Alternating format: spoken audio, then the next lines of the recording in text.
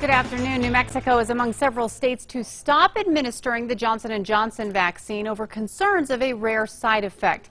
Federal officials recommended the pause as they investigate 6 reports of blood clots in women ages 18 to 48.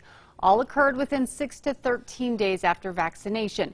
The New Mexico Health Department says scheduled Johnson & Johnson events and vaccinations will either be paused or shifted to Pfizer or Moderna vaccines. We have more than enough supply of Pfizer and Moderna vaccines to continue the current pace of about 3 million shots per day.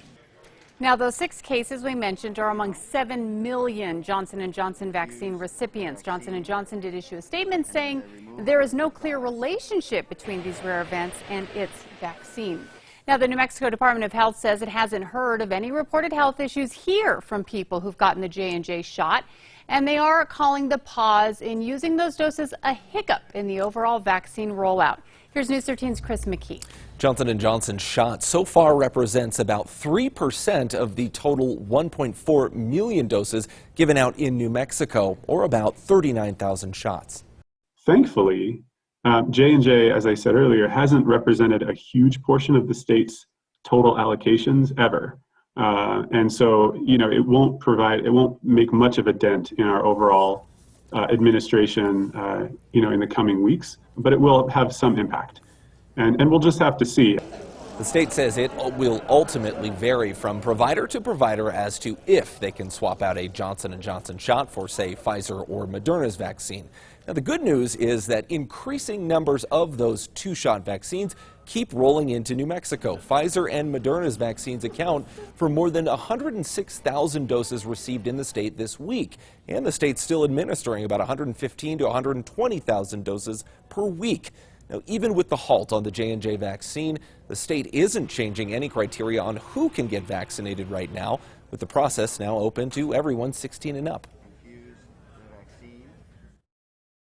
While this is a bump in the road for sure with J&J, we're still proceeding apace. We're still leading the nation in vaccine distribution. More than half the adult population have been received at least a first shot. About 35% now, more than a third, have received are fully vaccinated, and we're continuing. Now, we asked the state today if it is shooting for a specific number or percentage of people vaccinated before declaring herd immunity in New Mexico. The DOH says the range is still between the high 60s to 80% of vaccinations for herd immunity, and that includes kids who are not yet eligible for the vaccine.